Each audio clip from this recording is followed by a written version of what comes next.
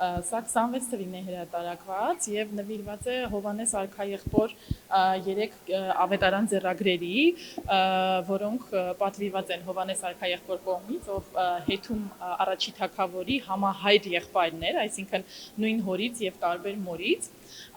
եւ գիրքը վերնագրված է The Half-Blood Prince and His Artistic Legacy, այսինքն Կիսարյուն արքայազնը եւ նրա գեղարվեստական ժառանգությունը, քանի որ Հովհաննես արքայեղբայրն ինքը բառի բուն եւ փոխաբերական իմաստով Կիսարյուն արքայազն է որպես հանդես գալիս, արտահայտությունը ինքը անգլերենով նշանակում է երկու աշխարհի մարդ, The Half-Blood Prince։ Այս դեպքում Հովհաննես արքայեղբայրը թե հոգևորական է եւ թե իշխանական տոհմի ներկայացուցիչ, այսինքն լինելով իշխանական տոհմից նաեւ հոգևորական է դա հանդես գալիս որպես եւ նաեւ ձեռագրերի խոշոր պատվիրատու է որպես հանդես գալիս եւ այս ամենով հանդերձ կարելի է ասել նրա շնորհիվ կազմավորվում է 13-րդ դարի գեղարվեստական ճաշակը, որովհետեւ նա մի զուգահեռ ուղղություն է ստեղծում կիլիկյան մանրանկարչության մեջ, որը կարելի է համարել զուգահեռ Թորոս Ռոսլինի արվեստին, քանի որ այս ուղղությունը ավելի արևմտամետ էր, պայմանավորված նրանով, որ ինքը Հովհաննես արքայեղբայրը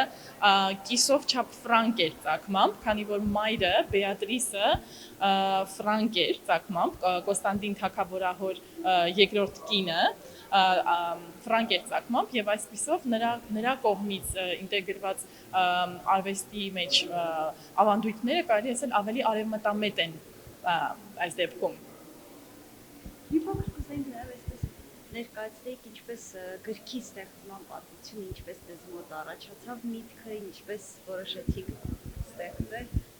Ուրեմն դեռևս ուսանողական տարիներից, երբ աշխատում էի դոկտորական ատենախոսության վրա Մոնպելիեի Պոլվարերի համալսարանում, իմ թեման կիլիկյան պալատական ձեռագրերն էին, ներառյալ այն ձեռագրերը, որոնք պատվիրված էին Հովհաննես արքայեղբոր կողմից, եւ պաշտպանելուց հետո տարիներ անց սկսեցի վերաիմաստավորել այն աշխատանքը, որը արել եմ եւ լրացնել այն ու փաստացի այդ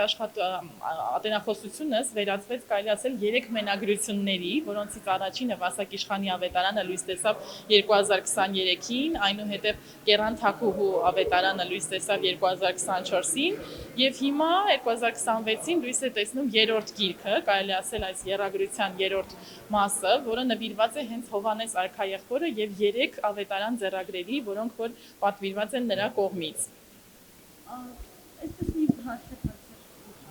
քանի որ բավականին բարդ է նման գրքի ստեղծել, կուզեինք իմանալ նաև դուք որ հատվածում եք ձեզ ավելի այսպես հաճիկ պատճառել ստեղծելու, որ մասում եք ավելի բարդություններ զգացել ընթացքում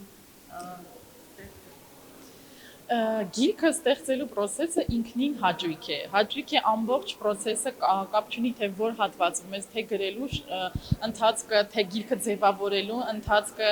Թերևս ամենապատասխանատու հատվածը այն է, երբ արդեն պիտի վերջի շաբաթներին գիրքը հանձնես տպարան եւ պիտի հետևես, որ ամեն ինչ ճշգրիտ լինի, ամեն ինչ ճիշտ լինի, տեղում լինի, բայց ամբողջ process-ը, թե ձևավորման, գրքի ձևավորման process-ը, թե գրելու process-ը մի հաճույք է, որը չես կարող համեմատել որևէ այլ բանի հետ։ Այս գրքը ուղղակի հասցեն համելի հետաքրքրության համար, եթե կուզենք ինքը վաճառքի ենթակա է։ Այո, իհարկե վաճառքի ենթակա է։ Այս գիրքը ուրեմն լույս է տեսել ֆրանսիական Les Éditions de Nicéphore հրատարակչության կողմից եւ գիրքը վաճառքի է լինելու թե Եվրոպայում, մասնավորապես Ֆրանսիայում եւ թե Հայաստանում, առաջի հերթին հենց Եվրոպայում, հենց Ֆրանսիայում եւ ավելի քիչ քանակությամբ կլինի Հայաստանում հասանելի եւ գիրքը լույս է տեսել 2 տարբերակով։ Ունենք սահմանափակ տպագրության տարբերակը, որը լույս է տեսել գրքի շուրջը եղած օրնամենտալ ձևավորումներով եւ համարակալված տարբերակ է սա, ընդամենը 50 օրինակով եւ իհարկե արդեն գրքի սովորական տարբերակը, որը որ